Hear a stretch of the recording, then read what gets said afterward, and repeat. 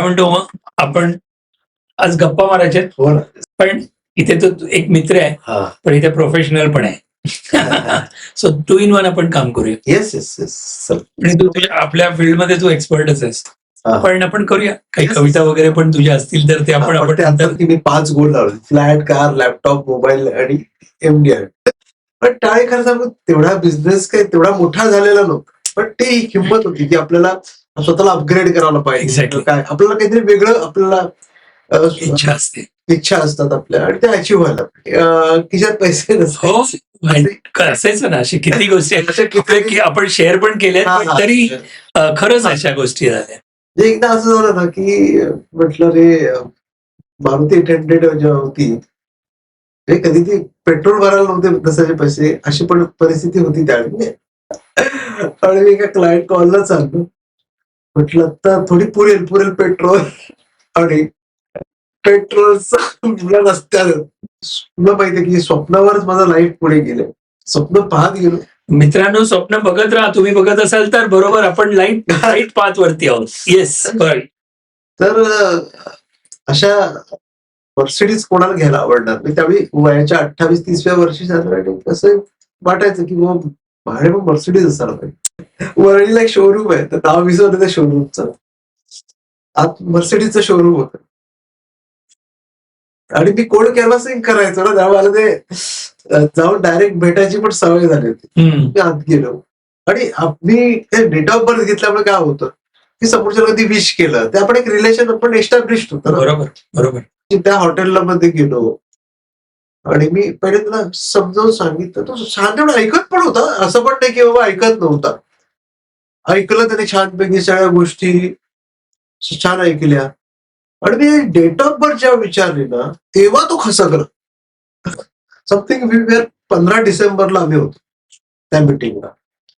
एक जण होता, मी नाव नाही घेत त्याचं, की त्याचं काय आता होणार नाही. बरोबर. म्हणजे आपण फेल्युअर पण होतो. म्हणजे माझं 1 वर्ष असं पण झालं होतं ना, असं MDRT नाही झालं. तो वर्ष जसा खतरूड होता. असं कधी होतं. त्याला त्या वर्षात थंडाचा पाडा लागलेला. हा, नकाराचा पाडा. ते वर्ष असं गेलं ना, त्या वर्षाचं MDRT नाही झालं रे. आणि त्यावेळी मला खूप वाईट वाटलं. त्यामुळे मी जानेवारीच्या पहिल्या आठवड्यामध्ये त्यावेळी डोंबिवलीला राहायचो. एक पलावाला एक हॉटेल आहे, ते मी 1 दिवस तिथे गेलो राहायला आणि एकटाच मी स्वतःच मनन केलं झालं माझं. मी खूप रडलो त्यावेळी. मला आजही मी इमोशनल होतो त्या गोष्टीला. त्यांच्या आयुष्यात एकदा येते टक्कल. अहो, भाग्यवानांच्या आयुष्यात एकदा येते टक्कल. पैसा आणि समृद्धीची ही निशाणी चपखल. आंघोळ करता केसांचा हाती येतो पुंजका. चंद्रच इथे. अहो, आंघोळ करता केसांचा हात येतो पुंजका आणि टकलाच्या भीतीने घेतो प्रत्येक जण ढसका. पण ऐकता अनुभवाचे बोल डोक्यावर तयार होतो तुळतुळीत गोल. अहो, टकल्याची दुःख टकलेच जाणे या केसवाल्याला काय जाते मोठे. अहो, टकल्याची दुःख टकलेच जाणे या केसवाल्याला काय जाते उडे. आणि आरशासमोर उभे राहता नको वाटते जिडे. तू तर म्हणजे तुला तर खूप खस्ता खायला लागला ग. वयाच्या 28 वर्षी तुझा नवरा सोडून गेला, 3 मुलांची जबाबदारी. तू तर 7वी शिकलेलीच आणि तरी पण तू एक मनाचा हिया करून तू कामाला जायला सुरुवात केलीस. बाबा बॉम्बे पोर्ट ट्रस्ट मध्ये नक्की जॉब मिळाला. तो द APN पॉडकास्ट शो. हा शो हे परागचा नुसता नाहीये, आमचा आहे.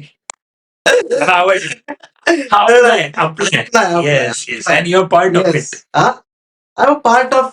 तर एकदा मैत्री केली तर बस, मैत्री केली बस. खरंच आहे. त्यामुळे हा शो जास्तीत जास्त लोकांपर्यंत पोहोचला पाहिजे. एक तर काय होतं की एक एंटरटेनमेंट पार्ट पण असतो, पण काहीतरी शिकायला पण मिळतं. प्रत्येकाच्या अनुभवात त्याच्या लाईफच्या स्टोरीज मधून आपण काहीतरी शिकत असतो. आपल्या स्वतःला एक मोटिवेशन, आपल्याला जगण्याची उभारी अशा प्रकारच्या शोज मधून मिळत असते. तो हा सगळा शो जो पराग एवढा सेल्फलेसली करतोय. He is not charge me anything for this. हृदय जसं एकदम सॉफ्ट आणि प्रेमळ आहे. आणि पूजा वहिनीची पण साथ त्याला मिळाली आहे, मिलिंद सारखा चांगला असिस्टंट येस त्याला मिळाला आहे. Yes yes. आपल्या सगळ्यांची जबाबदारी आहे हा शो सगळ्या घराघरात पोहोचला पाहिजे. लाईक सबस्क्राईब तर करायलाच पाहिजे, पण हा फॉरवर्ड पण करायला पाहिजे सगळ्या आपल्या जेवढे काही लोक आहेत. पोचू दे ना शो, सो दॅट लोकांना प्रत्येकाला हा आनंद जो आहे हा प्रत्येकाला मिळेल. आपल्याला जगण्यासाठी ना एक उभारी लागते आणि तो स्वतःचा अनुभव असेल की दुसऱ्याच्या अनुभवात तर मिळू शकते. अशा शोच्या माध्यमातून पराग खरंच अशा प्रकारचं जे आहे काम करतोय, जे मोठं काम आहे समाजासाठी, खूप यश या माध्यमातून मिळवून आपले जे सबस्क्रायबर आहेत बेस्ट विशेस त्यांना. येस येस, सगळ्याला बेस्ट. पण 1 कोटीपेक्षा जास्त सबस्क्रायबर जेव्हा लवकरात लवकर होऊ देत आपल्या शोचे, की ज्या माध्यमातून की हा शो लोकांपर्यंत मोठ्या प्रमाणात पोहोचेल. बिलकुल. आणि जेव्हा 1 कोटी सबस्क्रायबर होतील ना, तेव्हा परत आपण सगळ्या जेवढे काही आतापर्यंतचे लोक होते सगळ्यांना सगळ्यांना गेट टुगेदर करू. Done done done. हा? Promise promise.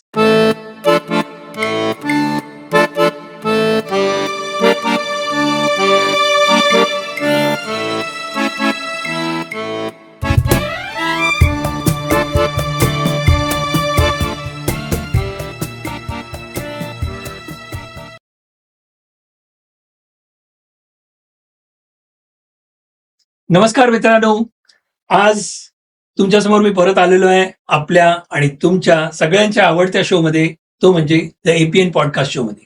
आणि आज आपल्याला जे गेस्ट लाभलेले आहेत ते असे गेस्ट आहेत, एकतर माझे मित्र आहेत, खूप वर्षापासून मित्र आहेत, जीवाच्या कंठस्थ मित्र आहेत, पण मित्र आहे पण he is a professional, absolutely professional. आणि हे फायनान्स वर्ल्डमध्ये भारतामध्ये one of the best financial adviser म्हणून प्रख्यात आपले आहेत माझा मित्र चंद्रास रहाटे. येस चंद्रास, काय म्हणतो?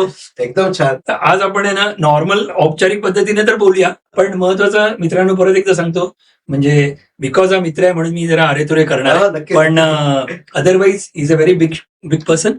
तर चंद्रास, आपण आज एकदम मनमोकळेपणाने गप्पा मारूया. हो, नक्की. नॉर्मल आपण भेटतो त्यावेळेला गप्पा तर मारतो, Yes. पण आज आपण अशा तऱ्हेनं बघणार आहोत की आपल्या तुझे एवढे इंटरव्ह्यूज झालेले आहेत, वेगवेगळ्या चॅनल्सवरती झालेले आहेत किंवा लोकांच्या समोर झालेले आहेत, आणि अष्टपैलू असं काहीतरी तुझी पर्सनॅलिटी आहे वेगवेगळ्या फील्डमधले.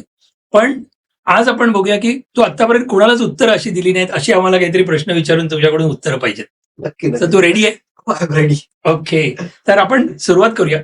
मला सांग की मला आता माहिती आहे थोड्या गोष्टी की फायनान्शियल ऍडवायझिंग वगैरे हा. तू करतोयस, हा.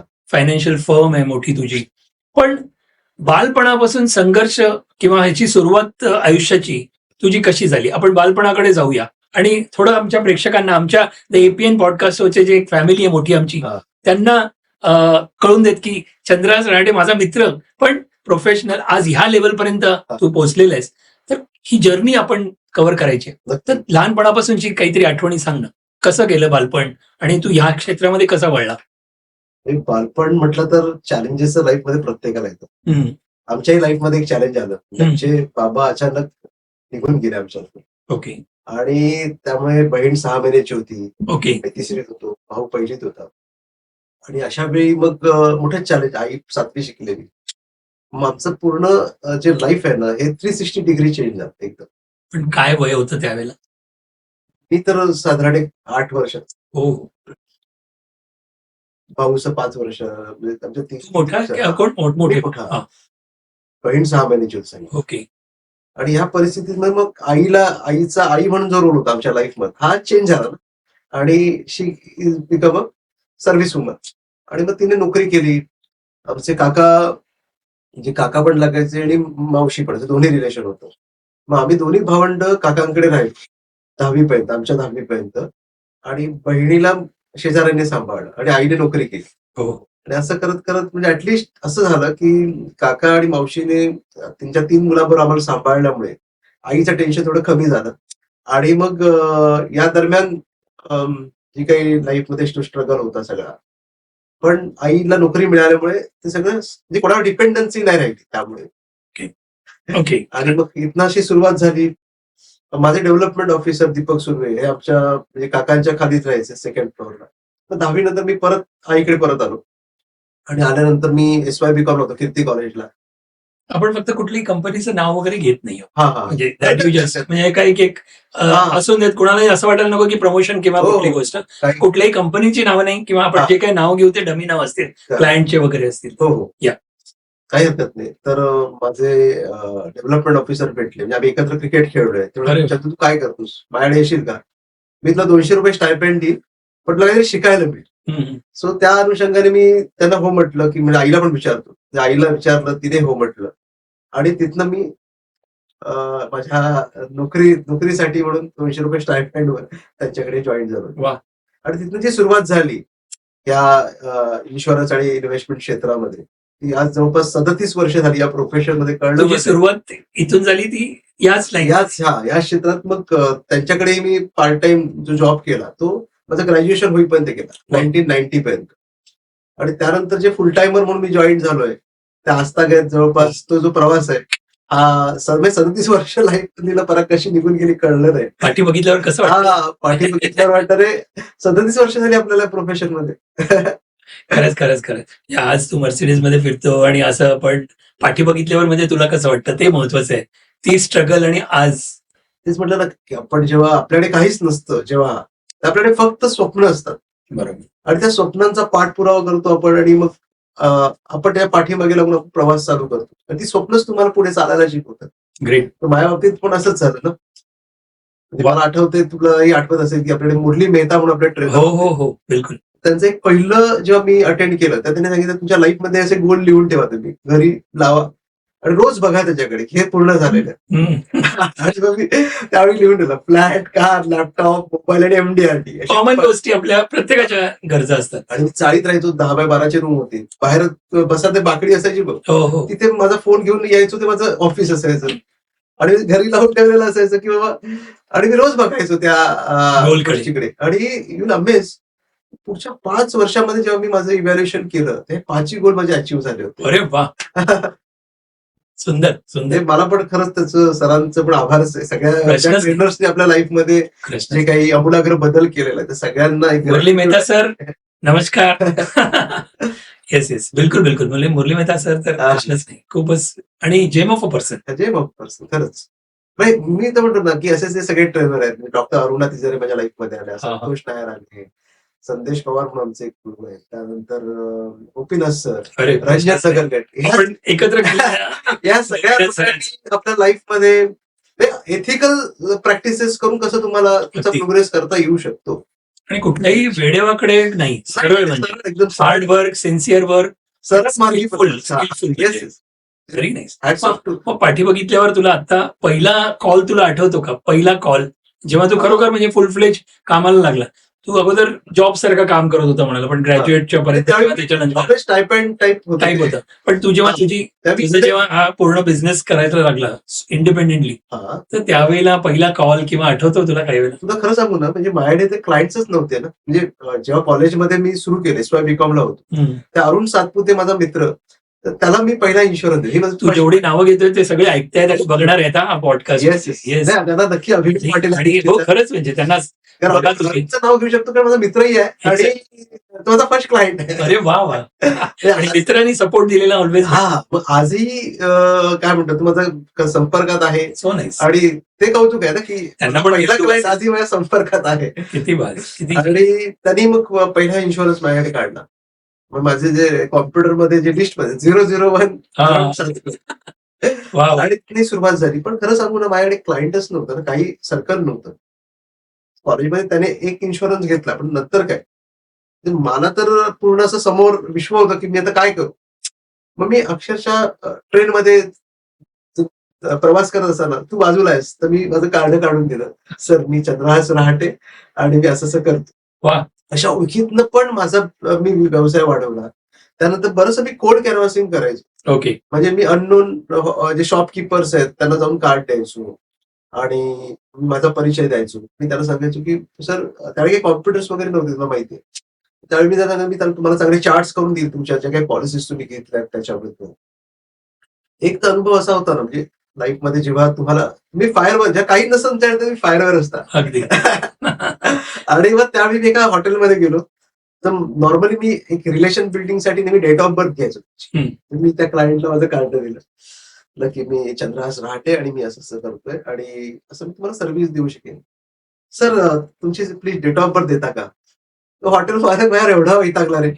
एवढा की क्या मेरे क्या कुंडली बनाने वाले हो? चलो यहाँ से. खरंच आहे. तिथनं बाहेर पडताना माझ्याकडे 2 पर्याय होते, की याच्यापुढे कोल्ड कॅनव्हासिंग करायची करायचे. किंवा त्याच्यापुढे अजून कोल्ड कॅनव्हासिंग करायची आणि तरी पण आपण यशस्वी होऊन दाखवायचं. तर So मी दुसरा पर्याय निवडला, की मी झालेल्या प्रसंगाचा परिणाम माझ्यावर होऊ देणार नाही आणि मी लोकांना भेटत राहील. म्हणजे आज तू बघशील ना या भांडूपमध्ये बरेचसे जे स्टेशनचे जे शॉपकीपर्स आहेत, मोठी-मोठी दुकान आहेत. आय प्राउडली से की ते माझे क्लायंट आहेत. वा वा, खूप छान, खूप छान, मस्त. म्हणजे इव्हन गुजराती पण माझे क्लायंट झाले आणि त्यांनी माझ्यावर विश्वास ठेवला.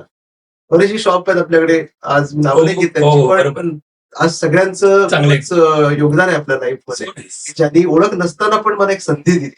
So nice, ते so nice. महत्वाचं. चंद्रज, आजचा जो पॉडकास्ट असणार हा जरा वेगळा असणार आहे.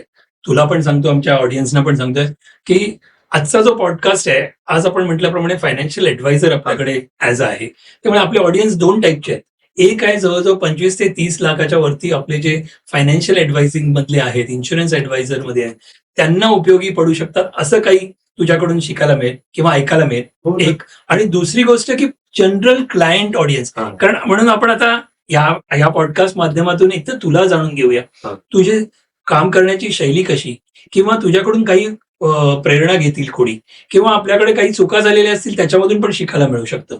तर मित्रांनो, आजचा हा पॉडकास्ट खास तुम्ही जर इन्शुरन्स ऍडवायझर असाल, फायनान्शियल ऍडवायझर असाल, हेल्थ ऍडवायझर असाल, तर हा तुमच्यासाठी नक्की आहे. पण जे क्लायंट सगळे बघतायत म्हणा, तुमचे प्रत्येकाचे ह्या कुठे ना कुठेतरी इन्व्हेस्टमेंट्स असतात, तुमच्यासाठी सुद्धा काही स्पेशल गोष्टी आपण ह्याच्यामध्ये कव्हर हो, करू. नक्कीच नक्कीच. तर आपण तशा हिशोबाने आपण जाऊया.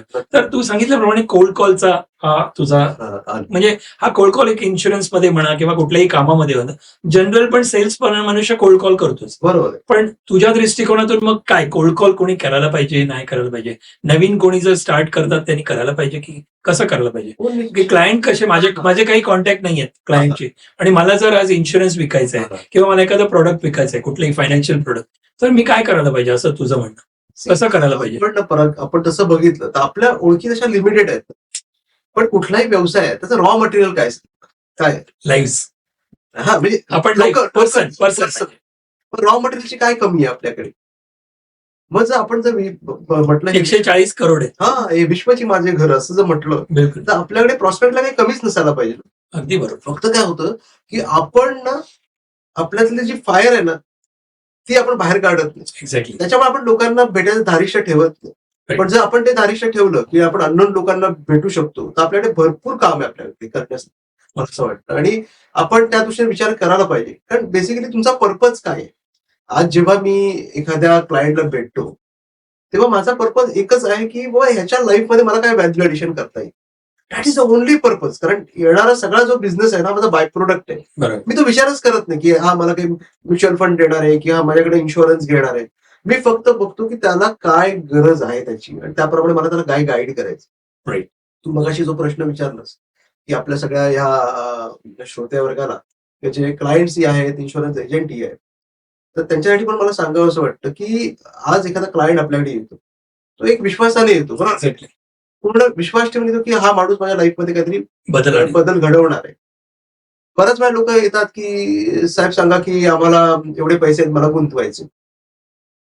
मला एक गोष्टीचे उत्तर देतो की आपण जर प्रवासाला निघतोय, एक मोठा प्रवास आहे 10 दिवसाचा, तर आपण विदाऊट तयारी करून निघतो का कधी? नाही, प्लॅनिंग हे पाहिजे, प्लॅनिंग पाहिजे.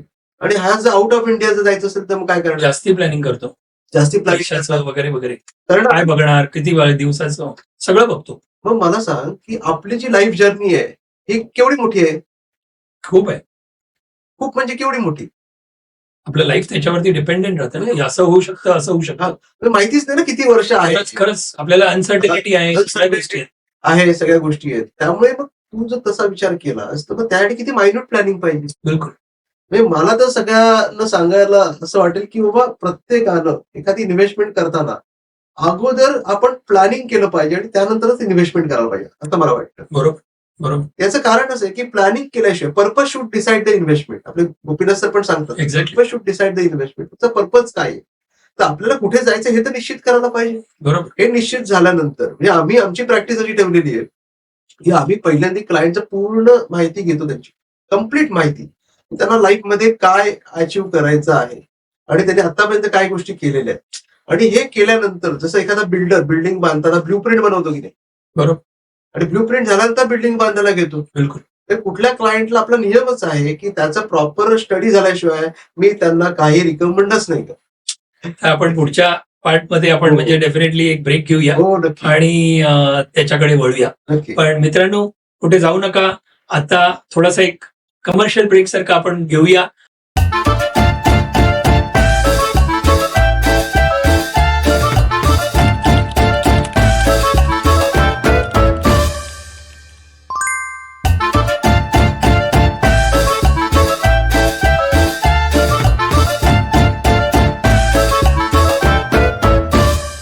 नमस्कार मित्रांनो, परत या छोट्याशा ब्रेक नंतर चंद्राजकडे आपण परत जाऊया. चंद्राज साहेबांकडे परत जाऊया. चंद्राचंच नाही, म्हणा. माझा मित्र आहे रे तो. पण काय एक ऑनर पण असतो डेफिनेटली. येस. तर चंद्राज, मला तू आपण आता थोडा वेळ ब्रेकमध्ये गप्पा मारत होतो, तो किस्सा मला असं वाटतं की आपल्या ऑडियन्स पर्यंत पोहोचला पाहिजे. मी सांगितलं होतं की मी 5 गोल लावले: फ्लॅट, कार, लॅपटॉप, मोबाईल आणि MDR. राईट. तर कारचं पण माझं गोल अचीव्ह झालं. हम्म. मला असं वाटायचं ना की बाबा आपण क्लायंटने जर आपल्याकडे कार असेल तर म्हणजे आपलं थोडं क्लायंटने एक रुबाब Weightage. वेटेज. पण टाळी खर्च तेवढा बिझनेस काही तेवढा मोठा झालेला नव्हता, पण ती एक हिंमत होती की आपल्याला स्वतःला अपग्रेड करायला पाहिजे. Exactly. काय आपल्याला काहीतरी वेगळं आपल्याला इच्छा असते. इच्छा असतात आपल्या, आणि ते अचीव्ह व्हायला पाहिजे. सो मी मारुती 800 घेतली, हिना ग्रीन कलरची कार. वा वा. माझा मित्र मारुतीमध्ये होता, केदार कुलकर्णी. तर त्याला मी सांगितलं सर, मग तिथे आम्ही गाडी घेतली. पण खरं सांगू मी त्यावेळी चॅलेंजेस तर काहीच नव्हतं. तुझ्याकडे जेव्हा तू शून्यातनं क्रिएट करतोस, तुझ्याकडे काय आर्थिक पाठबळ असतं, काहीच नाही. त्यातनं तू तुझे गोल पण अचीव्ह करत असतो आणि त्या गोष्टी चाललेल्या असतात. खरंच. म्हणजे अगदी कधी कधी असं असायचं की खिशात पैसे हो. नसतात. असायचं ना, अशी किती गोष्टी आहेत अशा आपल्या की आपण शेअर पण केल्यात, हा, पण हा. तरी खरंच अशा गोष्टी झाल्या. म्हणजे एकदा असं झालं ना की म्हटलं रे, मारुती 800 जेव्हा होती, ते कधी ती पेट्रोल भरायला नव्हते तसाचे पैसे, अशी पण परिस्थिती होती त्यावेळी. म्हणजे ठीक आहे, ते म्हणजे कमिशन यायला थोडा वेळ लागणार आहे Exactly. काय त्या दरम्यान. आणि मी रेटत होतो.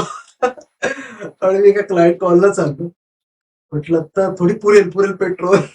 आणि पेट्रोलचा रस्त्यावर खरंच. जे ऑकवर्ड वाटलं ऍक्च्युली मला. म्हटलं यार, पण ही पण वेळ निघून जाईल. ही पण वेळ निघून. आणि आज आपण आहोत हा, हा, ना हा. मर्सिडीज बरोबर आहोत. पण ही जिद्द होती हो, किंवा खरंच. पण अशा पण म्हणजे प्रसंग आयुष्यामध्ये येऊन गेले. लाईफमध्ये रिस्क घेतल्याशिवाय काही होत नाही ना. बरोबर. तुम्हाला स्वतःला अपग्रेड करत, एक चॅलेंज देऊन अपग्रेड करायला लागेल. बरोबर. तो एक फेज होता त्यावेळेचा. बरोबर. बरोबर आहे. काही बॅकिंग नव्हतं तुला, आणि बिलकुल. काही परिस्थितीमध्ये त्या गोष्टी करतोयस, बिलकुल. आणि हळूहळू सगळं देवाच्या दयेने सगळ्या गोष्टी सगळ्या अचीव्ह होत गेल्या. आणि मर्सिडीजचा हाच किस्सा की दुसरा कुठला? मर्सिडीजच्या बाबतीत आपण तुला माहिती की स्वप्नावरच माझं लाईफ पुढे गेलं. स्वप्न पाहत गेलो. मित्रांनो, स्वप्न बघत राहा. तुम्ही बघत असाल तर बरोबर आपण लाईट पाथ वरती आहोत. येस. तर अशा मर्सिडीज कोणाला घ्यायला आवडणार? मी त्यावेळी वयाच्या 28-30व्या वर्षी झालं, आणि कसं वाटायचं की मग माझ्याकडे मग मर्सिडीज असायला पाहिजे. प्रत्येकाला काही ख्वाहिश असते ना. बरोबर. तर त्यावेळी तर काय आपण कशातच नव्हतो, म्हणजे काही अगदी हसण्याचीच गोष्ट आहे. वरळीला एक शोरूम आहे, तर नाव विसरलं त्या शोरूमचं. आत मर्सिडीजचं शोरूम होतं, आणि मी कोड कॅनव्हासिंग करायचो ना, त्यामुळे मला ते जाऊन डायरेक्ट भेटायची पण सवय झाली होती. मी आत गेलो, सो तो सेल्समॅन होता. सांगितलं की मला मर्सिडीज बघायची. मला तर आता घेऊ शकत नाहीये मी, पण एक दिवस घेईन. तुम्ही मला दाखवाल का? तो पण एवढा चांगला होता, मराठी मुलगा होता, आणि त्याला मला मर्सिडीज दाखवली. अरे वा. I am so happy. ते मला त्यावेळी करेज होतं की अरे मी जाऊन जायचं. बघितली मर्सिडीज. लोक शोरूम पर्यंत पण बाहेरूनच बघत बसतात. तू आतपर्यंत पोहोचला. कधी स्वप्न बघायला पण घाबरतो ना. हो, एवढी मोठी स्वप्न हा. असं बघ. आणि मग मी गेलो आणि बघितली. त्यानंतर काय त्या प्रवासामध्ये इमिजिएटली मर्सिडीज घेणं तर शक्य नव्हतंच, म्हणजे अगदी फ्रँकली. पण ते स्वप्न माझ्या डेव्हलपमेंट ऑफिसर दीपक सुरेला माहित होतं की याला मर्सिडीजचं स्वप्न आहे. त्यांनी काय केलं, एक पोस्टर बनवलं, त्यात मर्सिडीजचं चित्र टाकलं, खाली माझा फोटो टाकला आणि त्याला गिफ्ट दिलं. वा, स्वप्न बघ, हे स्वप्न बघ. आणि ते मी मला आठवतं की माझ्या बेडरूम मध्ये लावून ठेवलं ते. Very nice, very nice. आणि मी रोज बघायचो. आणि जेव्हा मी मर्सिडीज घेतली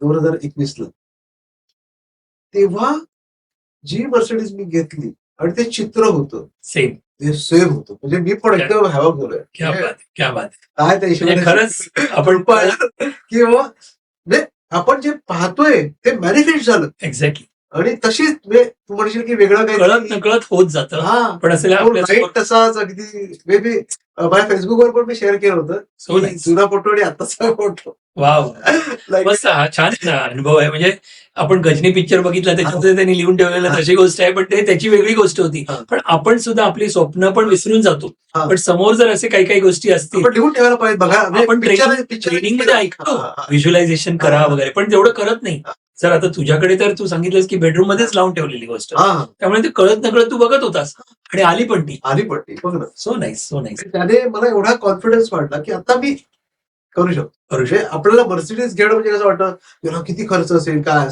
सगळ्या गोष्टी आपल्याला टेन्शन देणाऱ्या वाटतात. बरोबर, बरोबर. पण तो मला कुठेतरी ब्रेक करायचा होता माझा. Very nice, very nice. पण असं आता हे सगळं चांगल्याने झालं म्हणून ठीक झालं. पण असं कधी मी मगाशी पण प्रश्न विचारला तसा तू सांगत होतास काहीतरी, पण नंतर तू मला काहीतरी सांगितलंस की ह्युमिलेशनच्या वरती होतं हा एखादी गोष्ट. ते हॉटेलचा किस्सा काहीतरी तू सांगितलेलास. मगाशी तर तो बोललो ना तो- की हा ज्यावेळी मी तो जरा आणखी इलॅबरेट करून सांग ना, म्हणजे काय झालं नक्की? हे मला तर मी जिथे दुकान वगैरे असेल डायरेक्ट जाऊन भेटायचो ना. म्हणजे नॉर्मली माझी आपण कोळकोलला जातो. कोण सोडला जातो आणि मी ते डेट ऑफ बर्थ घेतल्यामुळे काय होतं की समोरच्याला कधी विश केलं ते आपण एक रिलेशन आपण एस्टॅब्लिश होतं ना. बरोबर, बरोबर. आणि मला असं वाटतं की जे आपण काम करतो हे नोबल काम आहे आणि याच्यात आपण त्या माणसाचं भलंच करणार आहे. बरोबर, त्यामुळे प्रत्येकाला जाऊन भेटणं मला असं वाटतं की भेटायला पाहिजे. बिलकुल, बिलकुल. बरोबर. तर मी त्या हॉटेलला मध्ये गेलो आणि मी पहिले त्याला समजावून सांगितलं. तो छान ऐकत पण होता. असं पण नाही की बाबा ऐकत नव्हता. ऐकलं त्याने छानपैकी सगळ्या गोष्टी छान ऐकल्या. आणि मी डेट ऑफ बर्थ जेव्हा विचारली ना तेव्हा तो खसकला. म्हणजे कोणाला कशाचा त्याला काहीतरी डेट ऑफ बर्थ विषयी असेल प्रॉब्लेम. अगदी मी पण माणूस आहे ना. मला पण इथं असं कोणी रागावलं पटकन तर थोडं वाईट वाटणार. मी पण ऍक्च्युली थोडा नर्वस झालो त्यावेळी. बरोबर. Actually. पण आहेत अशा गोष्टी आहेत म्हणजे. हा ठीक आहे सर काही प्रॉब्लेम नाही. पण त्याला काय असेल तुला वाटतं की कारण डेट ऑफ बर्थच्या वरती एवढा का नाही, कसं त्याला एवढं तू घुसतोयस कशाला. अच्छा, जसं पर्सनलाइज एवढं कशाला पाहिजे? एवढं पर्सनलाइज कशाला जातोयस. आपली ओळख नाही पाळत म्हणून त्याने मला हाकलवलं असेल. पॉसिबल. पण तुला एवढं माहितीये की मी आता तू सांगितलं म्हणून मला 2 किस्से आठवले. हा. मला सुद्धा हा अनुभव आलेला होता. कुठला माहितीये, ओळखीच्या मध्ये. हा काय म्हणतो. मी नाव नाही घेणार. हा जो कोण पाहत असतील तर त्यांना समजेल. पण हा म्हणजे ओळखीमधले पण आपण असं डेट ऑफ बर्थ ही लहानपणापासून आपण लहानपणापासून हा. म्हणजे आपल्या लक्षात क्षेत्रातल्या लहानपणापासून म्हणजे कारण एक आपण विश करतो हा किंवा आपण काही वेळेला हा. छान वाटतं की हा. त्याला ग्रीट केलं तर कोणालाही आवडतं आणि कोणालाही आपला वाढदिवस विश केलं कोणी तर आवडतं असं नॉर्मली मला तर माहिती आहे. तर त्या दृष्टीने आपण घेतो.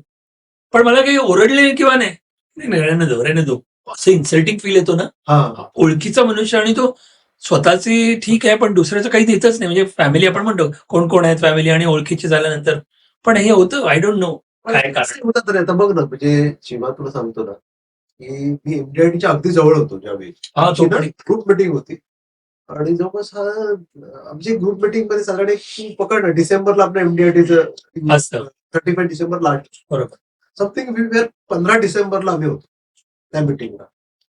तर कसे लोक तुमच्या कधी त्यांना स्वतःबद्दलच डाऊट असतो तर ते डाऊट व्यक्त करतात. तर माझी एमडीआयटी फिगर होती पण लांब होती. एक जण होता मी नाव नाही घेत त्याचं की त्याचं काय आता होणार नाही. बरोबर. म्हणजे तुम्ही काय मॉरल म्हणजे काय फायर स्टिक करत नाही तर कमीत कमी डिमोटिवेट तरी करू नका. का करू ना.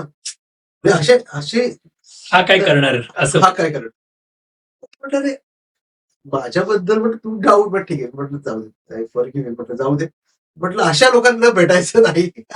कान बंद करून ठेवायचे आणि अशा माणसांपासून दूर राहा. अशा लोकांचं भेटायचं नाही आणि अशी लोक 2 हात लावून ठेवायची. अगदी बघ.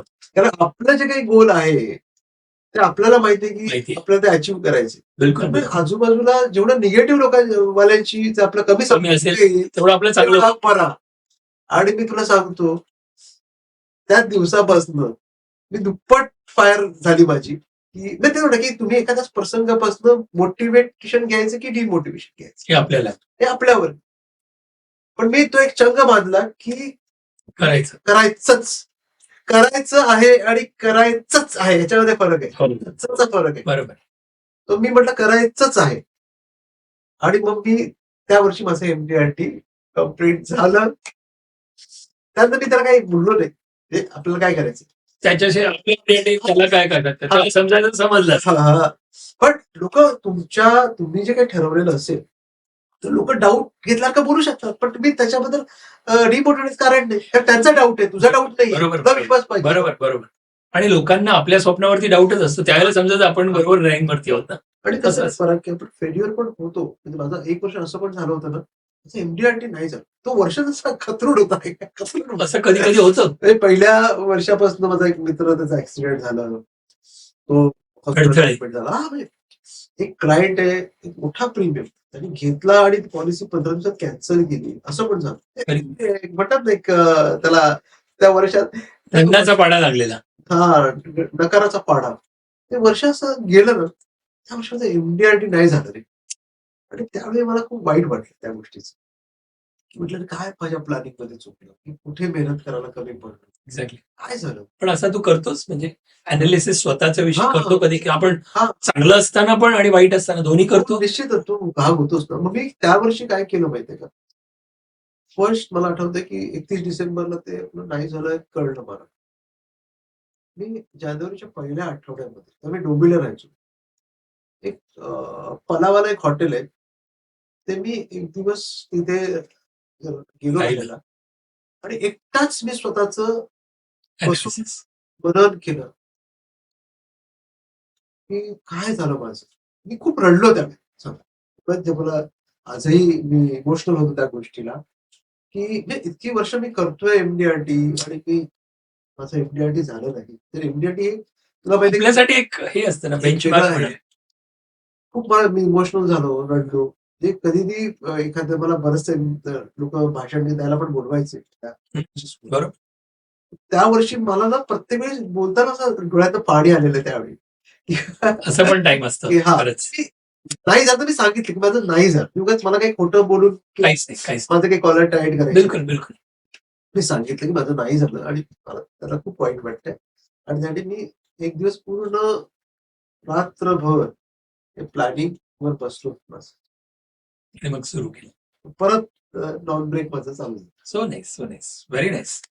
हे म्हणजे आमच्या प्रेक्षकांबरोबर आणि सगळ्यांबरोबर ही मनातली गोष्ट आणि लाईफ मधली लेसन्स आपण म्हणू Lessons, शकतो. हा हे शेअर केल्याबद्दल रिअली हा. खूप छान वाटलं, मस्त वाटलं. हा म्हणजे आणि आपण आपलं इव्हॅल्युएशन करत राहायला पाहिजे. आताही Nice. जे काही चॅलेंजेस होते यावर्षी पण नाही मी करू शकलो. Right. पण मला माहिती आहे की that is my responsibility. Absolutely absolutely. माझ्या अपयशाला दुसरे कोणीही जबाबदार नाही. ही खूप छान गोष्ट सांगितली. आपण दुसऱ्याला ब्लेम करण्यापेक्षा हा. आपलंच स्वतःवरती ब्लेम घेऊन काय कुठे चुकलं अॅनलाइज करा. एखादं यश नाही मिळालं ते माझ्यामुळे नाही मिळालं असं मी म्हणेन. Very good. मी सगळ्यांना ते सांगितलं हे माझ्यामुळे this my this. Very nice very nice. खूप छान. बरोबर आहे. त्यामुळे माझं हे खराब होतं ते खराब होतं त्याच्या मी नाही ठरवलं. मी ठरवलं तर मी नक्की करेन. Very nice. बरोबर आहे. मस्त मस्त. खूप छान. तर ह्या गोष्टीवरती आपण एक परत ब्रेक घेऊया आणि पुढच्या राऊंडकडे जाऊया.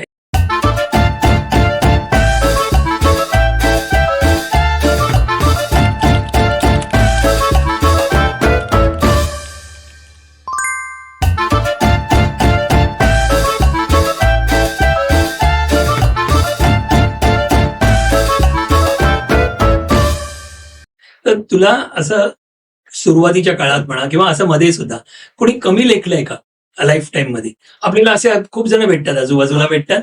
I am talking about from client point of view, career point of view, असं की कोणी कमी लेखलं का? हा. कधी कमी लेखतं हा. त्यावेळेला मला हा प्रश्न कंटिन्युटीवरती आहे की त्यावर तू कसा मात करतो? म्हणजे ह्याच्यानी समजायला की असं खूप लोकांना डिवचणारे लोक असतात, हा. पण तरी सुद्धा आपण म्हणतो ना काय असं करणारे असतात लोक. पण असं बोलल्यावर तू काय करतो तू विचार कसा घेतो तो, आणि प्रत्युत्तर म्हणून नाही म्हणत आहे, पण तू त्याला फेस सामोरं कसं जातो. असं किती लोकांना होत असेल आयुष्यामध्ये, त्यांच्या फील्डमध्ये. आपण हा इन्शुरन्स, फायनान्शियल ऍडवायझिंग म्हणा किंवा नॉर्मल लाईफमध्ये कोणी तुला कमी लेखलं कधीतरी, आणि हाऊ यू ओव्हरकेम. असं होतं ना लहानपणी ना, म्हणजे प्रोफेशन मध्ये लहान होतं एकदम, ते आमच्या चाळीतली मुलं आम्हाला चिडवायची. तर जो जास्त चिडतो त्याला जास्त चिडवतात. मला रिलेट कर. हा प्रश्न विचारताना कोण जर बघत असेल तर त्याला वाटेल की मी तोच प्रश्न विचारतोय. खूप भडकायचो, मग आई जायची भांडायला असं. पण आज ना इतक्या वर्षानंतर या चाळीमध्ये जातो, तीच सगळी जी माणसं आहेत, मुलं आहेत, ती म्हणतात बघ चंद्रासने काहीतरी वेगळं लाईफ मध्ये केलं. म्हणजे हा लक्षात ना, आपल्या कामाने आपण बोलावं. आपल्या कर्तृत्वानं आपण आपल्याला सिद्ध करू शकतो. बरोबर. त्यामुळे आणि खरं सांगू ना, मला कधी तू जरी भांडलास ना माझ्याशी, तर अजून काही दिवसांनी ते विसरून पण जाईल असं आहे. मॅच्युरिटी आली. पण माझा स्वभावच असा आहे की मला ते जास्त डोक्यात ठेवता येत नाही. हो, भांडला होता का, असं झालं होतं, असं त्रास दिला होता का, ठीक आहे. हे मी काढायचे का सगळी भांडणं काढायची का? बराच वेळा आपली नाही आहेत, कधी झाली नाही सचूट, पण आपण अशा कित्येक गोष्टींबाबतीत बोललेलो आहे आणि एकमेकांना सपोर्ट केलाय आपण. म्हणजे आपल्या क्षेत्रामध्ये पण तुला माहिती की आपले जे Exactly. सहकारी असतात कधी काही पुढे, आता मी जेव्हा सिविक घेतली होती तेव्हा एक एजंट असा म्हणाला होता की अरे त्याने सिविक घेतली. मे बी असं काय काय होतं, किंवा मी हेच म्हणतोय की असे काही असतील तर प्लीज शेअर कर. म्हणजे इट इज बिकॉज हे जे असतात हे अनुभव असतात आपल्याला. मला पण झालेत, तुला पण झालेत, किती लोकांना ते अनुभव आहेत. पण आपण दुर्लक्ष करायला पाहिजे ना. आपण काय आपलं काम करत जायचंय. प्रत्येक माणूस त्याच्या कर्माप्रमाणे किंवा त्याच्या प्रारब्धाप्रमाणे त्याला यश अपयश मिळत असतं. त्यामुळे आपण कोणी चांगलं केलं त्याच्याबद्दलही आपण चांगलाच हेतू ठेवू शकतो, किंवा तू तुझं लाईफ करतोय. बिलकुल बरोबर. त्यामुळे माझं कंपॅरिझनच आम्ही करत नाहीये. म्हणजे doctor hats off to doctor Aruna Tijare also.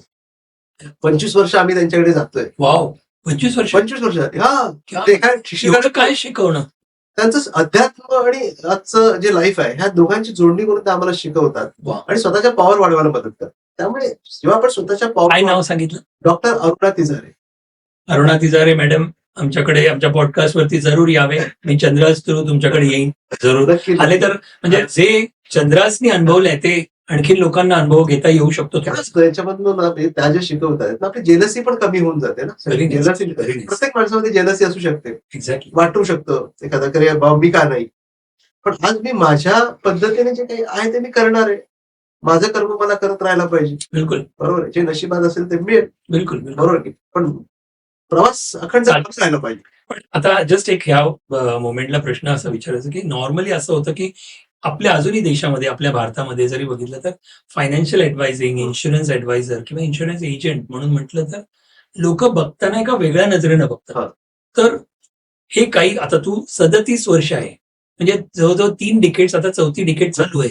म्हणजे 10 वर्ष असे जर टप्पे बघितले, 4 टप्पे तू बघितलेत, तर तुला काय फरक दिसतोय पूर्वी आणि आतामध्ये? तू आज इथेपर्यंत पोहोचलायस आणि आपल्याकडे बघतायत लोक, ती वेगळी गोष्ट आहे. पण मला सुद्धा अनुभव आलाय, तुला सुद्धा अनुभव आलाय. पण सुरुवातीच्या काळामध्ये, पहिल्या 10 वर्षामध्ये, मग दुसऱ्या 10 वर्षामध्ये, मग तिसऱ्या 10 वर्षामध्ये, म्हणजे कशासाठी म्हणतोय की अजूनही आपल्याकडे प्रोफेशनलिझम तेवढं इन्शुरन्स ऍडवायझरला असा मार्क मिळत नाही. तर वेगळ्या तऱ्हेनं खाली बघतात. तर तू त्याला कसं बघतोस? बरं, याचं कारण काय माहितीये का? आपण जर प्रोडक्ट विकायला गेलो, काहीतरी एखादी वस्तू विकायला गेलो, म्हणजे मी का म्हणतोय की आपले जे नवीन इन्शुरन्स ऍडवायझर असतील त्यांना असा जर एक संभ्रम असेल मनामध्ये की असे म्हणजे व्हॅल्यू देत नाहीत, त्याच्यापेक्षा मी दुसरं MBA केलं, आणखीन कुठलं केलं तर काहीतरी, तर त्यांच्यासाठी हे तू जे सांगशील ते उपयोगी पडेल. सांग ना. मला असं सांगायचंय की एखादं जेव्हा आपण प्रोडक्ट विकायला जातो तर त्या व्यक्तीला जी गरज आहे की नाही हे पहिल्यांदा महत्वाचं आहे ना. ती गरज निर्माण करणं पण परत पहिल्यांदा गरजेचं आहे. बिलकुल. सो आपण एखाद्याला विकायला गेलो तर माहिती की हा माझ्या काहीतरी विकायला आलाय, तर तो लांबच पडणार. सुरुवातीच्या काळामध्ये पण आम्ही काही असे ट्रेनिंग केले होते की ज्याच्या माध्यमातून कॅपिटल लिक्विडिटी नीड अनालिसिस आणि बरंच आपण करायचो ना सगळ्या गोष्टी. त्याच्यामुळेच आपल्याला जो कॉन्फिडन्स, आणि त्याच्यामुळे क्लायंटची गरज आम्ही निर्माण केली आणि ती दाखवल्यानंतर साहजिकच त्यातनं तो इन्शुरन्स पॉलिसीज त्याच्यामध्ये सेल झाल्या, नाही म्हटलं तरी. मला असं म्हणायचं की प्रोडक्ट विकायला जाण्यापेक्षा आपण त्या क्लायंटमध्ये जेन्युइन मध्ये इंटरेस्ट राहिलो आणि त्याचं प्लॅनिंगच्या माध्यमातून त्याला गरज दाखवून दिली, बाबा ही गरज आहे तुझी, या पद्धतीने प्लॅनिंग व्हायला पाहिजे. तर एखादा माणूस का नाही आपल्याकडे इन्शुरन्स घेणार किंवा इन्व्हेस्टमेंट करणार? बिलकुल. म्हणजे नुसतं सेलिंगच्या पाठी न लागता क्लायंटचं हित बघून त्याची गरज काय आहे हे पाहणं मला असं वाटतं ना परत खूप बिलकुल. गरजेचं. म्हणजे आपण जो एजंट टू ऍडवायझर हा प्रवास म्हणतो ना, हा, हा. म्हणजे आपल्या प्रोफेशनलिझमचं पोर्ट्रे करणं, चांगल्या हा. त्यांना प्रेझेंट करणं. म्हणजे आपण बोललेलो याच्यावरती, पण मी जेव्हा जेव्हा सुरुवात केलेली त्यावेळेला असं होतं ना, कधी कधी एकदा असं झालं की माझ्याबरोबर एक ग्रस्त होते, फ्रेंड होते माझ्याबरोबर, आणि आम्ही असं चाललेलो होतो, आणि तिथून एक इन्शुरन्स एजंट समोरून असा आला. हा.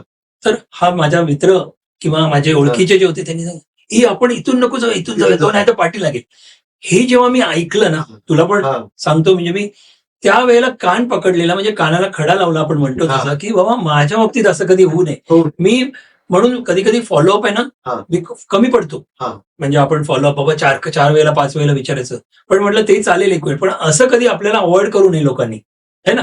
आणि ते प्रोफेशनलिझम येण्यासाठी म्हणून काही प्रकार आपण मग ते ट्रेनिंग प्रोग्राम आणि हे कामाला बरोबर. येतात ऍक्च्युली. इन्शुरन्स मॅटर ऑफ सॉलिडिटेशन, म्हणजे बिलकुल. तुला आग्रह इन्शुरन्सची आग्रह थोडा पुश प्रोडक्ट आहे. पण ती एक कला आपल्याला जमली पाहिजे. क्लायंट इरिटेट पण नाही झाला पाहिजे. एक्झॅक्टली. ती केव्हा जमेल, जेव्हा नीड क्रिएट होईल ना त्यावेळी होईल. मी इथे तोच प्रश्न विचारतो की मग हे कसं तू करतोस. मी सांगितलं आता मी एवढे चार्ट्स बनवतो ना, या चार्ट्स मध्ये नीड क्रिएट ओके, त्याच्याही अगोदर म्हणजे मी हे चार्ट बनवलेले आहेत तू, हा. पण आता मला क्लायंटकडे पोहोच, आपण एक लाईव्ह करूया हा. एक्झाम्पल म्हणून, म्हणजे बिकॉज ह्याच्यावरती लोकांना सगळ्यांना इट विल बी लाईव्ह शिकायला. समजा आपल्याला आज तू सगळे चार्ट बनवले, हा. असे कोणी दुसरं पण एक इथे इन्शुरन्स ऍडवायझर आहे, तुझ्याकडून ट्रेनिंग घेऊन हा. शिकून त्यांनी चार्ट बनवून ठेवले. आता पुढे काय करायचं, अप्रोच तो आपल्याकडे आला पाहिजे, किंवा आपण तिच्याकडे जाताना काय मला पहिलं सांगायला पाहिजे, की माझ्याकडे चार्ट बनवलेले आहेत हे सांगायचं का काय नक्की सांगायचं. Just please. सपोज मी तुझ्याकडे सगळं तुझा अभ्यास करून, मीच क्लायंट आहे असं सांग. मी तुझा अभ्यास करून माझं हे फायनान्शियल प्लॅनिंगचं बुकलेट बनवलेलं आहे. तर विजय परत आज जे आपण मागच्या मीटिंग मध्ये जी आपली काही भेट झाली आणि याच्यात तुम्ही मला जी काही इन्फॉर्मेशन दिली त्या माध्यमातून मी तुमचा आज फायनान्शियल ब्ल्यूप्रिंट क्रिएट केलेला आहे. ओके. आणि मला आशा आहे की हे ब्ल्यूप्रिंट तुमच्या आयुष्यातले सगळे जे गोल्स आहेत ना इझिली एफर्टलेसली अचीव्ह करायला तुम्हाला मदत करणार. वा. सो आपण याची चर्चा करूया का या बुकलेटवर. बिलकुल बिलकुल करूया. मग मी त्यांना त्यांचा गोल चार्ट टाकतो की सर तुम्ही मला जे काही गोल्स सांगितले तर त्याची आजची व्हॅल्यू आपण घेतली होती, पण मी सर तुमच्यासाठी त्याची फ्युचर व्हॅल्यू घेतली. इन्फ्लेशन म्हणजे महागाई रोल चेंज करणार आहे. तर महागाईप्रमाणे तुम्हाला आज जर 10 लाख लागणार आहेत तर अजून 10 वर्षांनी किती लागणार. बरोबर आहे. असे सगळे गोल्स तुमचे आहेत. आणि सर आजपर्यंत तुम्ही जे काही सेव्हिंग केलं होतं त्या दृष्टीने हा कॅश फ्लोच तुमचा आहे. वा. आणि याच्यातलं मला असं वाटतं की हे गॅप्स मला दिसत आहेत. बरोबर. बरं तुमचं इन्कम एक्सपेंडिचर, सर आज तुम्ही जे काही सांगताय त्याप्रमाणे हे मी इन्कम मांडल्यानंतर मला असं कळलं की अजूनही 4 लाख तुम्ही वाचू शकताय. तर तुम्ही एकदा घरी जाऊन शांतपणे परत तुम्ही बघा, बरोबर, अभ्यास करा, आणि ते जर वाचते तर कदाचित तुमच्या फ्युचरचे गोल आहेत जे गॅप दिसत आहेत हे भरायला मदत होईल. Very nice. आणि सर मी हे रेशो जे क्रिएट केलेले आहेत आज तुमच्यासाठी, याच्यात मला असं दिसतंय की तुमचा सर लोनचा जो हप्ता आहे ना हा 30% असायला पाहिजे, तो पण 45% आहे. ओके. आणि तो 45% असल्याप्रमाणे त्यामुळे सेव्हिंग्स कमी होत आहे सर. ओके. तुम्ही हे थोडंसं जर तुम्ही 4 लाख फायदेशीर. कदाचित सेव्हिंगला आणले तर कदाचित हा रेशो चेंज होईल तुमचा. Very nice. आणि जर सिक्युरिटी ऑडिट प्रमाणे असं दिसतंय की आज तुम्ही जे काही गोल सांगितले, सपोज राखीचं एज्युकेशन आणि ह्या सगळ्या गोष्टी ज्या तुमच्या लाईफमध्ये आहेत, तिचं मॅरेज आणि हे सगळी लागणार आहे, तुमच्या घरी जे तुमचं लाईफस्टाईल मेंटेन करायला पैसे लागणार आहेत, तुम्ही जे काही लोन घेतलेलं आहे, हे सगळं मिळून सर तुमचा इन्शुरन्स आज 4 कोटीचा असायला पाहिजे. हे कॅल्क्युलेशन. पण ह्याच्या अगोदर मग तुझी डेटा शीट वगैरे जी भरून त्यांच्याकडून घ्यायची असते, त्यांना पाठवतो आपण की प्रत्यक्ष जाऊन विचार. जसं तुम्हाला साधारण ह्या मीटिंगला किती वेळ लागतो साधारण? हजबंडला तू गप्पा मारायला. मित्रांनो, मी हे कशासाठी सगळं विचारतोय की समजा तुम्हाला सुद्धा असे खूप काही प्रश्न असतील आणि सुरुवातीला पहिल्यांदा तुम्ही अप्रोच होताय एका फायनान्शियल ऍडवायझरला किंवा कुणाला इन्शुरन्स ऍडवायझर असो तुमचा कोणी, तर एवढं पहा की तुम्ही टाइम सवड काढली पाहिजे. त्यांनी जे प्रश्न, कारण काही जसं म्हणतात तसं की असं हवेत काही सांगू शकणार नाही. तुमचे खर्च, प्रत्येकाचे खर्च तुम्हाला माहिती आहेत. माझा जॉब नाही डॉक्टर प्रमाणे. एक्झॅक्टली. अनालिसिस. मला खरंच सांगायला कुठे दुखते, इथे दुखते, तिथे दुखते, अनालाइज करणं जरुरी आहे. आणि मी त्यांना सांगतो हा डॉक्टर खूप जेन्युइन आहे, फक्त तुमच्यासाठी जे काही चांगलं आहे तेच प्रिस्क्राईब कर. Very nice, very nice. किती छान, किती छान. पण आयुष्यातला पहिला यशाचा टप्पा कोणता होता? आता असे खूप आहेत टप्पे, तुला खूप आठवतील, पण एखादा आमच्या बरोबर शेअर करायचा असेल तर. एमडीआरटी झालो ना आयुष्याचा पहिला. कसं आठवते काही तुला काही प्रसंग? एमडीआरटी अचीव्ह करताना नक्कीच एक टार्गेट होतं, सगळ्या गोष्टी होत्या. पण आपलं दोन्ही गोष्टी आहेत ना, की आपण जे काही फॉलो करतोय सिस्टम, हे सिस्टम फॉलो करून आपल्याला करायचं. बरोबर. आणि I am very happy that त्या माध्यमातून आपण ते अचीव्ह करू शकतो. So nice, so nice, so nice. So तो पहिला MDRTचा हा, $1 मिलियन राऊंड टेबल, जे वा. USA ला म्हणजे कदाचित आपल्या श्रोत्यांना माहिती नसेल तर. $1 मिलियन राऊंड टेबल हे कॉन्फरन्स असते आणि ऑल ओव्हर वर्ल्ड मध्ये अमेरिका ह्या देशाने US. USA म्हणजे MDRT USच म्हणतात. आणि त्यांचा हा प्लॅटफॉर्म जो आहे त्यांनी एक टार्गेट ठेवलेलं आहे. आणि जे एथिकल प्रॅक्टिस करतात, सपोज काही एथिकल प्रॅक्टिस नसेल तर तुम्ही याचे सदस्य होऊ शकत नाही. एक्झॅक्टली. मित्रांनो, हा MDRT 1937 साधारण 40 पासून ही सुरुवात झालेली होती, जस्ट तुमच्या माहितीसाठी. आणि एक साधारण 15-20 लोक असे insurance adviser, financial adviser US मध्ये एका हॉटेलमध्ये बसलेले होते आणि त्यांनी आपापल्या गोष्टी शेअर केल्या, आपण जसे गप्पा हॉटेलमध्ये मारतो तसे. आणि मग त्याला नंतर परत भेटले काही टायमानंतर, महिन्यांनी म्हणा, साधारण वर्षांनी भेटले. तर प्रत्येकाला असं काहीतरी एक त्यांना गुड रहस्यासारखं काहीतरी त्यांना सापडलं की प्रत्येकाचा जो बिझनेस होता तो साधारण 2 पट 3 पट असे झाले. हो. त्यांना असं कळलं की अरे, मग ही गोष्ट आपण दरवर्षी एक कॉन्फरन्स, अॅन्युअल मीटिंग सारखी करूया आणि आपापले अनुभव आहेत ते शेअर करूया. खूपच मग ही सुरुवात केली त्यांनी त्यावेळेला US मध्ये. आणि ती सुरुवात झाली, ती आजपर्यंत जवळजवळ 89 कंट्रीज, 90 कंट्रीज मधून लोक US मध्ये कॉन्फरन्स जूनमध्ये असते, ती नेहमी होत असते. आणि त्याला म्हणतात MDRT. येस. तर MDRT जर, आणि हे 1% पण पॉप्युलेशन म्हणा, 1% ऑफ द इन्शुरन्स ऍडवायझर पण ते MDRT क्वालिफाय नसतील, हे पण समजून घ्या. त्यामुळे जर कोण MDRT क्वालिफायर असेल तुमचा इन्शुरन्स ऍडवायझर आणि काही, तर निश्चित तो म्हणजे स्पेशल कॅटेगरी मधला, त्यांनी काहीतरी शिक्षण घेतलंय, चांगलं काम करतोय, एथिकली काम करतोय, असं आपण गृहीत धरू शकतो. सो ही गोष्ट होती जस्ट MDRT बाबतीत. आपण MDRTचा काही हा पॉडकास्ट नाहीये, पण एक सांगितलं. येस. तर आता यशाबरोबर दबावही वाढला असेल. हा. प्रेशर कुठलं येतं का? आता नाही, हा. मी या 37 वर्षामध्ये टप्प्याटप्प्यामधली गोष्ट सांगतो. एक यश आली, हा. मग पुढच्या वेळेला आपल्याला एक प्रेशर येतं का कामाचं? एक प्रेशर कुठल्याही बाबतीमध्ये, प्रेशर कधी कधी असतं. सर्व्हिसिंगच्या बाबतीत तुम्ही कुठे कमी पडत असाल तर ते नेहमी असं प्रेशर राहतं. राईट. कारण आपण क्लायंट्सला बांधील असतो बिलकुल. आणि त्यातनं काही सर्व्हिसेसमध्ये काही आपल्याकडनं काही चूक झाली, आपल्या स्टाफकडनं काही चूक झाली, ट्रू. तर त्यावेळी ते प्रेशर क्रिएट होतं. बरोबर. पण ते सांगितलं ना, डॉक्टर तिजारेंच्यामुळे पण बऱ्याच गोष्टी मी मागाशी सांगितलं की बरंचसं रिलीव्ह व्हायला मदत झाली सगळ्यात. ओके. पण आता आपण जस्ट तिजारे डॉक्टरांचं नाव जे घेतलंय, मग त्यांच्याविषयी पण म्हणजे त्या कुठल्या विषयावरती तुझ्यामध्ये बदल आला, शेअर कर. एकतर अध्यात्म आणि स्पिरिच्युअलिटी आणि आजचं जे लाईफ, प्रॅक्टिकल लाईफ आहे, याच्यामधनं बऱ्याच गोष्टीमधनं की आपल्या पॉवर्स, म्हणजे आपण किती इनसाइड किती पॉवरफुल आहोत, हे मॅडम नेहमी आपल्याला सांगत असतात. आणि त्या माध्यमातून बरीचशी पुस्तकं ते अभ्यास करतात, त्या स्वतः त्याचा अनुभव पण घेतात. ओके. आणि त्या आम्हाला सांगतात. तर Okay. त्यातनं मग अजून क्वांटम फिजिक आहे, सध्या आमचं क्वांटम फिजिकवर त्याच्यावरती चाललंय. तर असं बरंच काही गोष्टी आहेत त्या माध्यमातनं.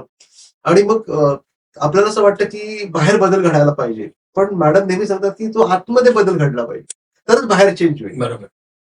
तर आम्ही जे सगळे स्टुडंट आहेत ना, हे आतमध्ये बदल घडवणार आहे की बाबा एखादं बाहेर जे मला दिसतंय ते माझं आतमध्ये काहीतरी आहे, म्हणून ते मला बाहेर दिसतंय. Right. बाहेर मला जर माझ्या मनासारखं दिसत नसेल, त्याचा तर मला आतमध्ये चेंज व्हायला पाहिजे. तर प्रयत्न करतोय, चुकतोय, पडतोय, परत अवेअर होतोय, परत करतोय, छान. चालू आहे. पण विश्वास निर्माण करणं पूर्वी जास्त अवघड होतं का आज अवघड वाटतं? आज अवघड आहे ना, कारण काय होतंय की जेव्हा एखादे म्हणजे जो ग्राहक वर्ग आहे, जेव्हा आता जे प्रत्येकाला रिटर्नचं प्रत्येकालाच हवेत ना रिटर्न्स, पण सगळं रिटर्नसाठी की ते आपण किती रिस्क घेतो याच्या मर्यादा पण जेव्हा लोक ओलांडतात आणि त्याचं गांभीर्य ज्यांना कळत नाही, ते सांगताना आपली खरंच दमछाक होते. जसं आता मार्केट 2020 मध्ये पडलं, 21ला परत एवढ्या हायला गेलं, बरोबर आहे. आणि परत पडलं आणि परत आता जे 2-3 वर्षात मार्केटने 35-40% रिटर्न दिले, याचा प्रभाव आज एवढा झालाय की सगळ्यांना वाटतं की सगळे जे पैसे आहेत ना ते आपल्या इक्विटीमध्येच टाकायला पाहिजे. मग यातनं रिस्क मॅनेजमेंट, बाकी सगळ्या गोष्टी, ह्या गोष्टी लोक तेवढ्या गांभीर्याने घेत नाहीयेत. मग हे कुठेतरी एक आपल्याला, कारण आपण त्यांचा लॉंग टर्म प्लॅनिंग करत असतो, शॉर्ट टर्म नाही.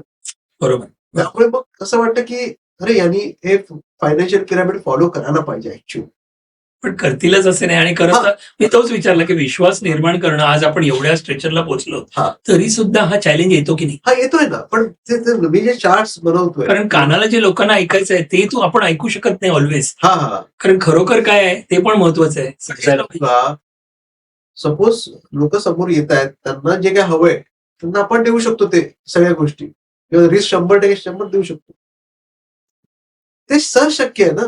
जे तू मला सांगितलं नाही, मला 100 रुपये मला रिस्क मध्ये टाकायचे बरं, बरोबर. बरोबर आहे. पण मला कुठेतरी कळतंय की यांच्या पोर्टफोलिओ प्रमाणे यांनी 100 रिस्क मध्ये नाही टाकायला. बरोबर. पण माझं कर्तव्य नाही का सांगणं.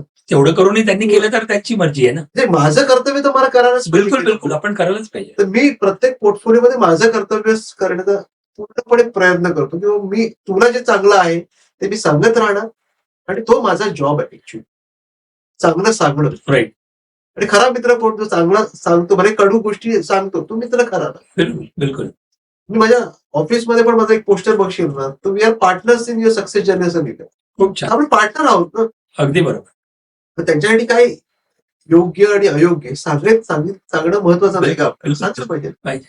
आता आपण बिहाइंड द सीन्स मध्ये आपण जस्ट बसलेलो, बाहेर बसलेलो, त्यावेळेला काही गोष्टी नोट केल्या, त्याच्याविषयी काही गोष्टी स्टोरीज तुमच्याकडे आहेत. आपण बोललो पण तसं एकदा तू काहीतरी सांगितलं financial planning without charging fees, ह्याच्यावरती काहीतरी तू सांगितलंस, तर सांग ना म्हणजे काय ते. म्हणजे मला असं काय वाटतं माहितीये का, की हा जे प्लॅनिंग जो पार्ट आहे ना, हा क्लायंटला फ्री मिळाला माझं म्हणणं. ओके. आणि आतापर्यंत 37 वर्ष झालेले, मी काही देणं लागतो ना समाजाचं. तर लोक विचारणार तुमच्या फीज काय आहेत. मी त्याला म्हणतो फक्त ब्लेसिंग द्या साहेब, मला फीज नको तुमच्याकडनं, पण तुम्ही हे काहीतरी जे देतोय त्याचा विचार करा, आणि तुमचं छानपैकी तुमचा पोर्टफोलिओ करा, की उद्या त्यातलं तुमचं काहीतरी छान झालं पाहिजे. बरोबर. पीस ऑफ माइंड होऊन तुमचे गोल अचीव्ह झाले पाहिजे. तर हा अभ्यास केल्यानंतरच मला कळणार आहे की तुम्हाला एक्झॅक्टली काय तुम्हालाही कळणार आहे लॉजिकली, की मी काय करायला पाहिजे. बरोबर. पण लोक मानतात का? कारण there is no free lunch म्हणतो. तुझा टाइम असतो, तुझ्या स्टाफचे सॅलरी आहे, टायमाची पण किंमत असते. आणि एवढं करूनही समजा आज, कारण मी आणि पूजा नेहमी बोलतो की आजकाल प्लंबरला पण आपण बोलवलं तर 100-200 रुपये पहिला व्हिजिटिंग चार्जेस, 500 रुपये कोणतो फर्निशिंगवाला म्हणाला 500 रुपये पहिला द्या, केलं तर त्याच्यामधून डिडक्ट करीन, पण नाहीतर सोडून द्या. म्हणजे असं झालेलं आहे. आणि आपण एवढे आज काय म्हणू शकतो, आपण एवढे सक्सेसफुल म्हणा किंवा चांगल्या तऱ्हेनं सिन्सिअरली देतोय, पण त्याची व्हॅल्यू आहे का लोकांना? मी असं समजतोय ना की किती तू फ्री करशील. मला असं वाटतंय ना, मी असं समजतोय की हे माझं देणं आहे समाजाला. त्यामुळे मग त्याचा मला काय प्रॉफिट होतोय, लॉस होतोय, हा विचारच नाही. Very nice. त्यामुळे मी माझं काम, आले तरी चालतील, नाही झाले तरी तो क्लायंट मध्ये कन्वर्ट झाला तरी चालतंय, माझं काम मी केलं की त्याला चांगलं सांगितलं.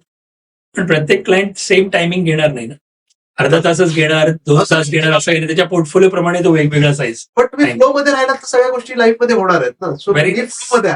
आणखी एक तू सांगितलेलं कुठलं क्लेम सेटलमेंट विषयी माहिती, ओनली ₹2,000 पेड काहीतरी सांगितली. नाव घ्यायचं की नाही मला माहित नाही, नाव घेऊ पण हे नाव दिलेलं तू, नाव तर प्राऊडली घ्यायला पाहिजे की त्यांच्यामुळे आपण सेफ असतो. किंवा जो टेररिस्ट अटॅक झाला कुठला आपला 26/11 ताजचा, त्यावेळी माझे क्लायंट आहेत विजय खांडेकर, ते कामा हॉस्पिटलमध्ये होते. ओके. आणि ते शहीद झाले त्यावेळी.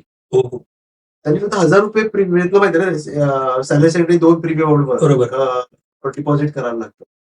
2000 रुपये भरले होते, तीच पॉलिसी काढली होती. जवळपास त्यांना सगळं ऍक्सिडेंटल वगैरे सगळं पकडून 5 लाख रुपयाचा क्लेम सेटल झाला, आणि तोही आम्ही 15 दिवसामध्ये सेटल. Very nice. खूप छान, खूप छान, मस्त. म्हणजे मित्रांनो, इन्शुरन्सचं महत्व कोणाला माहिती आहे? ज्यांच्याकडे इन्शुरन्स नाही आहे आणि त्यांना गरज असेल त्यांना माहिती आहे. ज्यांच्याकडे आहे त्यांना महत्व नसतं कधी. लाईफची अनसर्टिनिटी आजचं बघतो मला शॉक झाला, पण रिअली काही होऊ शकतं, काही होऊ शकतं. म्हणजे आम्ही दोघं सुद्धा रे प्रत्येकाच्या घरात वाईट वाटणार. म्हणजे काल आपण बोलतो काय, आणि 9:42 ला पर्सन फ्लाईटनी जातो पडतो, आणि एक अशी राऊंड मारून बिकॉज लँडिंग होत नाही, आणि नंतर दुसरं काहीतरी लूप मध्ये परत झालं बघतो, तर एक छोटं कारण. आणि माणसं लाईफचं जे काही स्पॅन आहे, आणि एवढी मोठी व्यक्ती हा म्हणजे सगळे रडतायत तसं पाहिजे. Very very sad, very sad. दुसरं एक सांगितलं client got money exactly at the education, असा कुठला तरी इन्सिडेन्स होता तुझा. अच्छा. तर तुला आठवतो का? हो ना. म्हणजे आपण बोललास पण म्हणजे खूप असतील पण. आता म्हणजे मी 37 इयर्स या क्षेत्रामध्ये, म्हणजे तू विचार कर की क्लायंटची मुलं मोठी झाली बिलकुल आणि बिलकुल. बऱ्याच अशा क्लायंटना त्यांच्या एज्युकेशनच्या वेळेलाच पैसे मिळाले. बऱ्याच वेळा काय होतं तीच की प्रोव्हिजन करून दिली. हा ते बऱ्याच वेळा काय होतं की आपण ज्या काही इन्व्हेस्टमेंट करतो, तर काही इन्व्हेस्टमेंट ह्या ऑप्शनल असतात की मध्ये काढू शकतो, बरोबर. तर त्या राहिल्याच नाही. पण ही इन्व्हेस्टमेंट राहिली कारण ती कंपल्सरी त्या गोलला होती. म्हणून राहिली आणि त्या राईट टाइमला मिळाल्या. वा वा, खूप छान. क्लायंट गॉट, अच्छा तेच असेल का? हा. क्लायंट गॉट 1.5 CR चा जो हा तो मगाशी तुम्ही आय सजेस्टेड टू सांगितलं. पे ओके द लोन हो. सांगितला तो. Very nice. आणि मग दुसरं कुठलं अदर नॉन क्लायंट वाईफ आस माय चार्जेस हा. फॉर द क्लेम सेटलमेंट, तो किस्सा काय होता? मध्ये एका माझा क्लायंट आहे, त्याचा मित्र एक्सपायर्ड झाला आणि मग तो म्हणाला की चंद्राज बघ असं असं आहे, त्यांचं काही पॉलिसीज आहेत आणि मग त्यांना मदत करायला कोण नाही, तू करशील का? त्यांना आई कॉन्टॅक्टेड हिज वाईफ आणि मग म्हटलं त्यांना, हॅलो मला अमुक अमुक माणसाने रेफरन्स दिलाय, तर तुमचं काहीतरी I am very sorry to hear that demise of your husband, तर तुम्हाला काय असेल तर मी मदत करू शकतो. तर त्या म्हणाल्या हा चलेगा चलेगा, सर आपका क्या चार्जेस रहेगा? हम्म. म्हटलं मैं ना चार्जेस नहीं लेता हूँ, give me a lot of blessings for me. तर So nice. समोर रडायला लागले सो आपल्याला. Sweet, so sweet. म्हणजे फोनवर विचार कर, मला पण कसं म्हटलं अरे ते त्याला ते फील झालं की अरे हा माणूस कारण माणसं अशी बघितली हा, प्रत्येक पैशामध्ये मोजतात हा. आणि असं कोणी मदत करते. हा, म्हणजे आम्ही आमच्याकडे आलेलं काम आहे ना, आम्ही कोणाने चार्ज घेतच नाही, Very काही nice. असं आम्ही करतो. Very nice. कारण देव आहे देणार, आपण कशाला विचार करतो? बरोबर बरोबर काम करत राहायचं, बरोबर. जेवढं चांगलं होईल तेवढं करत राहायचं. मग त्यांचे सेटल झाला क्लिक तो. हो झालं. Very nice, very nice. One of the client planning with our suggestion their EMI got reduce, तेच असेल. मगाशी सांगितलं door step services from last 37, म्हणजे काय? वर्षात म्हणजे आजही माझ्या कुठल्याही क्लायंटला माझ्या ऑफिसला यायची गरज लागत नाही. Very nice. आमची माणसं जाऊन त्यांचे प्रीमियम कलेक्ट करणं असेल, त्याचे मॅच्युरिटीज असतील, त्याचा लोन असेल, काही असेल, तर आमच्या आजही माणसं जातात. वा वा. Handling many celebrities portfolios. हो. सुदैवाने काही सेलिब्रिटी, माझा एक मित्र आहे, त्याचं नाव नाही घेत, तर त्याने एका शो मध्ये एका मोठ्या ऍक्टरची ओळख करून दिली. तिथं ते संबंध वाढत गेले. म्हणजे आज आपल्याकडे मराठी सेलिब्रिटीज बरेच आहेत की जे ऍक्टर आहेत, संगीतकार आहेत, रिनाऊंड संगीतकार आहेत. येस. असे मोठे पोर्टफोलिओ सगळ्यांचे आहेत आणि आय एम फिलिंग हॅपी. मी पण एक तुला प्राऊड फिलिंग आहे ना? Proud feeling. प्राऊड फिलिंग आहे. आपले क्लायंटमुळे पण आपले ते आपले स्टार्स आहेत म्हणू हो शकतो. हो, ते मला सगळेच क्लायंट स्टार आहेत. All client respect. पण तरी सुद्धा एक जेव्हा नावाजलेले क्लायंट आपल्या फॅमिलीमध्ये आले म्हटले की आणखीन एक जरा बरं वाटतं सांगायला. तुला की लहान पोर्टफोलिओ पासून अगदी मोठ्यातला मोठा पोर्टफोलिओ असेल, आपल्यासाठी एवढाच रिस्पेक्ट. ऍब्सोल्युटली. हे ज्यांना आपल्या क्लायंटला ज्यावेळी कळतं ना, त्यांचं आपल्याकडे वागणं आहे ना खरंच वेगळं करणं. तुला माहितीये का, काही लोक असतात की त्यांचे पोर्टफोलिओ छोटे असतात किंवा कॅपॅसिटी कमी असते. हो तुम्ही येणार का? म्हटलं येणार ना, काय नाही येणार आहे. हो, असं विचारतात. थोडा टाइम देणार का? म्हणजे आपल्याला असं वाटतं अरे एवढं असं का विचारतात. बरोबर, हा स्वभाव आहे म्हणून. काही लोक दुर्लक्ष करतात ना, म्हणून पैसे बघूनच बाबा माझा टाइम किती जाणार आणि काय होणार त्याच्याप्रमाणे काम करतात. तसा मला विश्वास आहे की जो बसलाय वरती तर आपल्यासाठी एकदम मेहरबान आहे. Very nice, very nice, very nice. मस्त मस्त. सो तुला आता या मोमेंटला कसं वाटतंय आमच्या APN पॉडकास्ट शो मध्ये आल्यावर? बघा ऍक्च्युली तू जे काही आज एवढं सगळं करतोयस, खूप मोठी गोष्ट आहे. आज कोण एवढं गोष्टी कोणासाठी करत नाही आणि तुला त्यातनं आनंदही मिळत असेल. पण आज समज माझाच पॉडकास्ट करतोयस तर कुठेतरी मलाही पब्लिसिटी मिळणार आहे, मी लोकांपर्यंत जाणार आहे. एक्झॅक्टली. पण तू हे पण सेल्फलेसली करतोयस ना, म्हणून तुझ्या विचारलंस तर मी हा विचार नाही केला, मला वेळ नाहीये, मोठा पराग करतोय ना, आपल्याला जायला पाहिजे. Yes. Hats off to you. आणि पहिली पण तुला मदत करे. ते बॅक ऑफिस टीम आपली स्ट्रॉंग आहे पहिल्या दिवसापासून आहे. आणि तुझा मिलियन पण आहे, तुझा राईट हँड पण आहे. ऑलवेज लास्ट 25 वर्ष ते आर विथ अस. बिलकुल. तू पण प्रेमाने सगळ्यांना जोडून ठेवलंयस. आपलं आता आपली किती आठवणी आहेत हो गोष्टी, त्यामुळे आपल्याला एक हक्काने आपण बोलवतो एकमेकांना आणि सांगतो. कधी असं आपण असेल तर हॅलो करून आपण किती गोष्टींवरती बोलतो. बरोबर. So really. पण सल्लागारांनी टाळायला हव्यात अशा सामान्य चुका कोणत्या? नॉर्मल कुठल्याही, म्हणजे सल्लागारांनी म्हणा किंवा फायनान्शियल ऍडवायझरनी म्हणा, किंवा काय टाळायला पाहिजे? तर हेतू ठेवून कुठल्या गोष्टी न करणं, म्हणजे आपल्याला प्रोडक्ट विकायचंय ह्या भावनेने न जाणं हा पहिली major step. Focus on the need, ते फोकस ऑन क्लायंट समजून घेणं. सिन्सिअरिटी ना. समजून घेणं समोर बरोबर. काय आहे, त्याची गरज काय आहे, त्याचं लाईफ काय आहे, त्याची पर्सनॅलिटी काय आहे. बरोबर आहे. आणि एकदा क्लायंटला समजून घेतलं की तुला मग ऑटोमॅटिकली प्लॅन करणं इझी पडतं ना रे. बिलकुल बिलकुल. पण आर्थिक नियोजन सगळ्यांसाठी गरजेचं आहे का खरं? म्हणजे कशाला विचारतोय, आता खूप पैसेवाले असतील त्यांना गरजेचं आहे का? कुणाकडे खूप 2 प्रकारची माणसं असतील, एक खूप पैसा आहे आणि खूप नाही आणि मध्ये पण आहे. सगळ्यांना फायनान्शियल प्लॅनिंगची गरज आहे का? हो निश्चित आहे. याचं कारण असं आहे की सपोज एखादा एक मध्यमवर्गीय माणूस आहे, त्यालाही चॅलेंजेस काहीतरी फायनान्शियली, त्याच्याकडे स्वप्न मोठी आहेत. जो मोठा माणूस आहे त्याची स्वप्न अजून मोठी आहेत, जो मोठा माणूस आहे त्याची स्वप्न अजून मोठी आहेत. बिलकुल. बरोबर आहे. आणि सेकंडली कुठेही इव्हॅल्युएशन करण्याची गरज आहेच ना, की आज माझ्याकडे किती रिस्क आहे. बरोबर. आज आपण म्हणतोय की समोर मोठं दिसतंय एकदम सगळं, पण जसं काही कॅलॅमिटी आली, त्या कॅलॅमिटीमध्ये असे अनेक गोष्टी लोक उद्ध्वस्त होताना बघितलेले. कोविड आपल्याला एक चांगला अनुभव आहे. कोविडमध्ये अनुभव आहे. मोठी मोठी माणसं. इव्हन तुम्हाला सांग की आता काही ज्या सुसाईड झाल्या हो, मोठमोठ्या लोकांच्या, हो. जे मोठे ब्रँड्स होते ज्यांनी खूप मोठं. फ्रँचायझीस केल्या होत्या एक्झॅक्टली. आणि कला क्षेत्रामध्ये पण काही सुसाईड झाल्या. किती आहे? म्हणजे आपल्याला वाटतं की अरे आपण कसं का पोचायचं यांच्याकडे, यांच्याकडे ऑलरेडी सगळं आहे, आपल्याला माहित वाटतं. ते मास्क आहे पूर्ण. जेव्हा हा मास्क, हा पडदा जेव्हा दूर होतो तेव्हा ऍक्च्युअल मध्ये कळतं. तर मला असं वाटतं की आपलं ना असं न बघताच आपल्याला जाऊन जेन्युइनली सांगणं गरजेचं आहे की एकदा इव्हॅल्युएशन करून घ्या. एक सगळं ओके असेल ना तर आय बी हॅपी की चला ठीक आहे, काय सांगायची गरज नाही. काय निरोप म्हणजे कोणी असं सेलिब्रिटी असेल किंवा मोठं मनुष्य असेल, हा. त्याला तू जाऊन काय सांगशील? सेलिब्रिटीला मी काय सांगतो, सेलिब्रिटी म्हणजे मी एक नाव हा. दिलं, इट कुड बी चांगले पैसेवाले आहेत लोक, हा.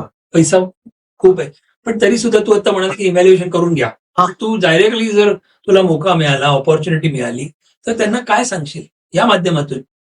पहिली गोष्ट म्हणजे काय आहे की जेव्हा तुम्ही एखाद्या मोठ्या माणसाला भेटता, तुम्ही डायरेक्ट विषयाला हात घालू शकत. Exactly. Frankly exactly. म्हणजे उगाच तुला मी मी ते दोन्ही सांगणार घेतोय, म्हणजे की- आपले इन्शुरन्स ऍडवायझर, फायनान्शियल ऍडवायझर असतील, हा. ते त्यांना पण शिकायला मिळेल हा. आणि जर कोणी HNI क्लायंट्स आहेत त्यांना सुद्धा कळेल, हो. म्हणून म्हटलं.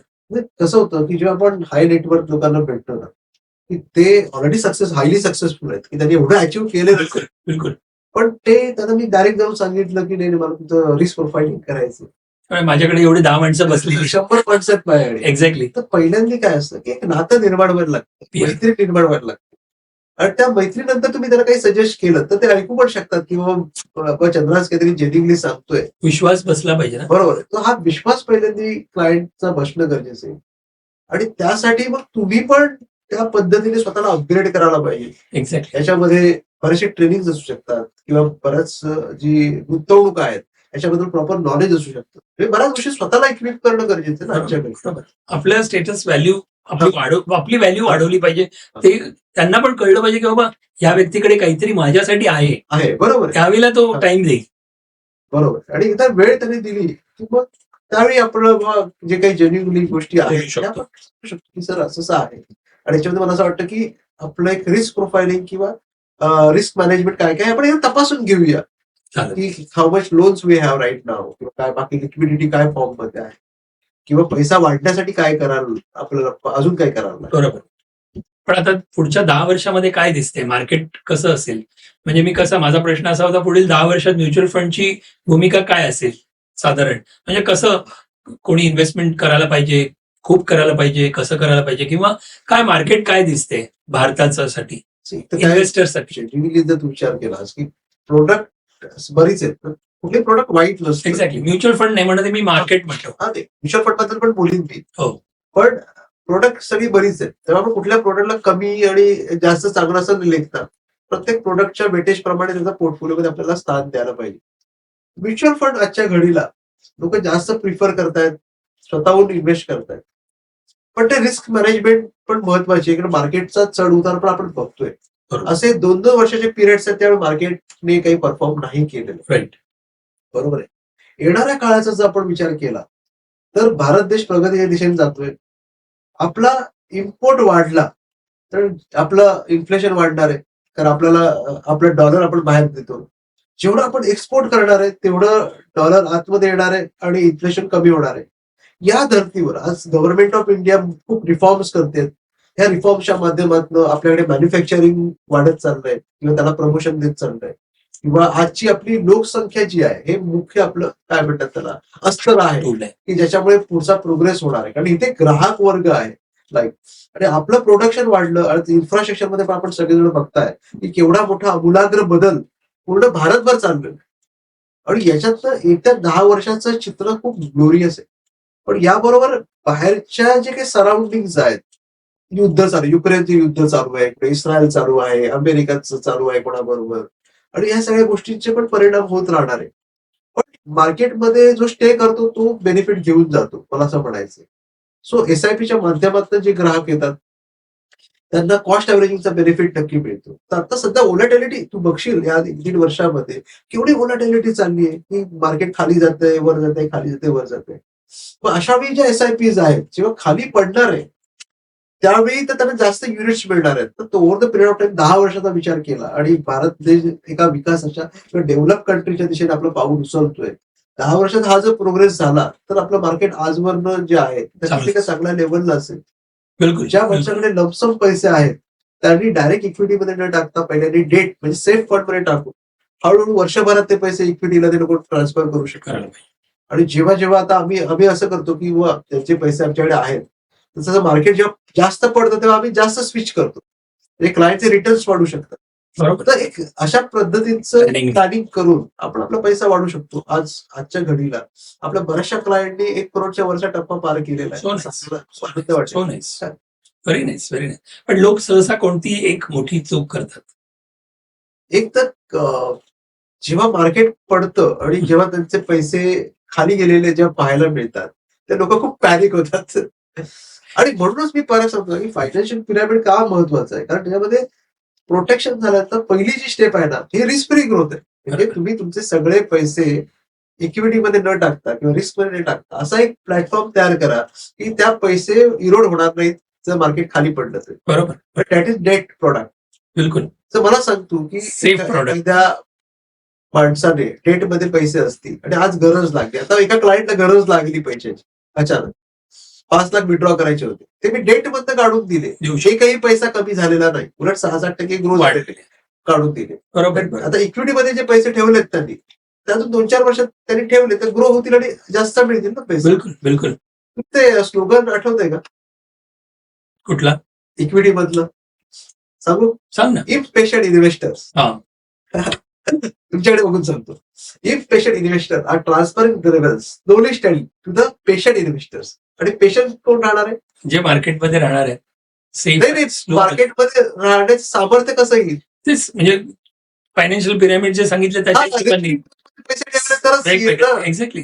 जर त्याचे काही पैसे सेफ मध्ये असतील तरच ते त्याला होईल ना, स्ट्रॉंग होईल ना, पिरामिड स्ट्रॉंग होईल. पिरामिड स्ट्रॉंग होईल. बिलकुल बिलकुल. खूप छान. पण यशासाठी मानसिकता किती महत्वाची आहे? कोणाची? तुझ्या, माझ्या, कोणाची? यशाची. यशासाठी परत मला असं वाटतं मानसिकता हीच पाहिजे की चालत राहणं. डोक्यात हवा नाही गेली पाहिजे. आपले जे स्वप्न आहेत ती आज अस्तित्वात आहेत असा विचार करून चालत राहणं. कारण काय होतं की मी असं म्हणत नाही की अपडाऊन्स येत नाहीत मानसिकतेमध्ये, मेंटली त्रास होत नाही, जेव्हा तुझा बिझनेस होत नाही किंवा काही गोष्टी होत नाही. बरोबर. तुमचे खर्च तेवढेच असतात. बिलकुल. किंबहुना तुम्हाला नवीन स्टाफ अपॉइंट करा, नवीन इन्फ्रास्ट्रक्चर करा, काही गोष्टी असतात. मग अशा वेळी पेशंटली चालत राहणं, आपला प्रवास करत राहणं आणि विश्वास ठेवणं की आपण जे काही करतोय त्याच्यामध्ये आपल्याला यश प्राप्त झालेलं आहे. बरोबर. ते महत्वाचं. किती छान. तुझी आवड किंवा छंद कोणता आहे? आपण हळूहळू म्हणजे छंदाकडे वळूया आणि अशा हिशोबाने. तर नॉर्मली जेव्हा काम नाही करत त्यावेळेला तू काय करतो? How do you pass your time? मी असं म्हणत नाही मी काम करता पण करतो. सांग ना, मग तसं कर, सांग. पण एक आवड असते, प्रत्येकाचा एक छंद असतो. तर मी असं म्हणेन की देवाच्या दयेने कविता करणं, कविता होणं हे देवानं दिलेली देणगी आहे. ओके. म्हणजे कॉलेजच्या 11वीत असताना तेव्हा खूप एकटा असेल, एकटा म्हणून एक कविता लिहिली होती. तिथून या प्रवासाला सुरुवात झाली. ओके. आणि काही ना काही सुचत गेलं, ते लिहित गेलो, सांभाळत गेलो. आणि आज मी माझे 2 काव्य संग्रह प्रकाशित केलेले. वाव, एक चारोळ्यांचा आहे आणि एक मोठ्या कवितांचा आहे. मग आम्हाला ऐकवायला पाहिजे आहे ना. तर आपण पुढच्या पार्टमध्ये आपण हो. म्हणजे डेफिनेटली एक ब्रेक घेऊया हो, नक्की आणि त्याच्याकडे वळूया. नक्की. पण मित्रांनो, कुठे जाऊ नका. आता थोडासा एक कमर्शियल ब्रेक सारखा आपण घेऊया आणि लवकरच हजर होऊया नक्की. कवितांबरोबर आणि आणखीन चंद्रास कडे म्हणजे आणखीन चंद्रासला जास्ती ओळखून घेऊया आपण. येस. ओके मित्रांनो, जाऊ नका कुठे. थँक्यू. थँक्यू.